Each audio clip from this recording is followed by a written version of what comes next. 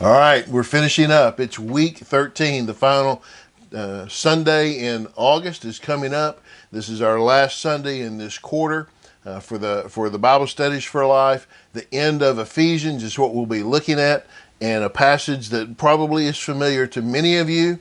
We're not going to look at part of it because I think you're going to know that part. You're probably going to spend a lot more time there, but I wanted to point out a few other things out of this chapter that stand out to me, that are meaningful to me. So let's look at first at chapter 6, verse 10 and 11, when Paul says, "Finally, be strengthened by the Lord and by his vast strength. Put on the full armor of God so that you can stand against the schemes of the devil.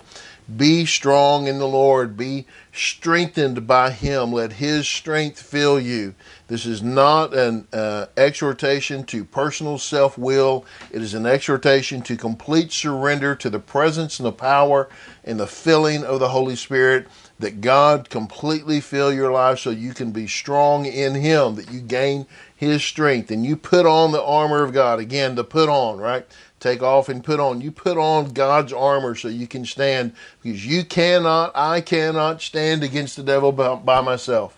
We've got to have God. We've got to have his armor. We've got to put on his armor. Right? We've got to be strengthened by him, because he says our struggle is not against flesh and blood, but against the rulers, against the authorities, against the cosmic powers of this darkness, against evil spiritual forces in the heaven. This is who our battle is with. Our battle is not with a person across the street. Our battle is not with a person from the other party, political party. Our person is not with a person who goes to the other church. Our struggle is not with the person who doesn't go to church. Our struggle is not with the person who posted something on Facebook we didn't like. That's not who our struggle is with.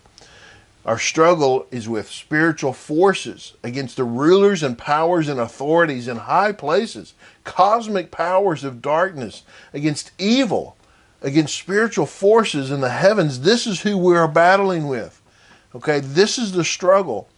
The people are not our struggle. The people are the ones controlled by these, but they're not the ones we're struggling with. We struggle against cosmic forces. We're in a spiritual battle. That's why we require the armor of God. We need God's protection. That's why we require the presence and the strength of God in our life, because we are in a cosmic battle. In a cosmic battle against strong, powerful forces that we cannot win against on our own. We've got to have God. We've got to be, therefore, on our knees, because the only way that we're going to win is when God shows up and God shows out on our behalf and helps us and fight these battles and stand strong in the midst of them, because it is a spiritual battle that is way beyond anything that we might conceive or think of when we think of physical battles. Way beyond that. Okay. That sets the tone for what he's saying. And then he lays out what this armor of God is. He talks about the armor and all of that. And then he comes back to prayer.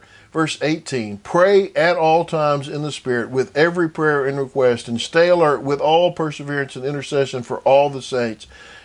I just want to point out to you this. Look at the words all and every. Pray at all times with every prayer. Stay alert with all perseverance. Intercede for all the saints. There is a pressing need for prayer. There's a pressing need for Christians to be on their knees. A pressing need for churches to pray. Let me say, more than just the prayer at a meal. More than just the prayer, perfunctory, ritualistic prayer that may be given at some event, or sometimes even in a worship service, where it's almost just, it can become just a function and not really a prayer. It can become a transition point between standing up and sitting down, instead of prayer. Pray at all times. Give every request. First, you pray in the Spirit. Okay? This is being filled by the Spirit. You pray in the Spirit. You take every prayer and request that has to be in the Spirit. You stay alert. While you're praying, stay alert. Pray with perseverance. Keep praying. Pray with intercession for all the saints. Everybody needs our prayer. We need to pray for everybody at all times, because it's hard. Every Christian is in this battle. Pray for believers who are in the midst of that battle, especially for those who are seeing it in their family. those who are seeing it in their job, those who are seeing it manifest itself in their workplace, or maybe among their friends in their circle, and they're really doing this battle. Pray for them especially. And then Paul says, and pray for me. Pray for me. So the great evangelist, the great church planter, the great missionary Paul appeals to the church in Ephesus, which we've read, right? They're not perfect. They got great needs, and he appeals to them. He says, please, you pray for me. Look, none of us are too small to pray for those who are important in the Christian world, right? That's the way we think about it. Everybody needs prayer. And they need prayer from all of us. You've been saved for 2 minutes. Your prayer is as valuable, maybe sometimes more valuable, than the person who's been saved for 25 years. God needs to hear, wants to hear, desires to hear, and we need to express those prayers. Paul says, pray also for me, that the message may be given to me when I open my mouth to make known with boldness the mystery of the gospel. For this I am an ambassador in chains. Pray that I might be bold enough to speak about it as I should. Do you hear Paul? Paul's prayer request, his main prayer request, is pray for boldness. That just always boggles my mind. Paul, the greatest evangelist, the greatest missionary, the greatest church planter of all time, appealed to the churches that he planted, please pray for me that I can be bold. Because it's not natural. It's not what I want to do. It's what I'm called to do. It's not, maybe sometimes it's what I want to do, but it just doesn't come out. I need help to be bold, to speak when I ought to speak. I love this. He says, pray that the message may be given to me when I open my mouth to make known with boldness. Okay, Paul says, I'm going to be in that position, and I'm going to have an opportunity to speak, and I'm going to open my mouth. And you pray when I open my mouth that God's message comes out.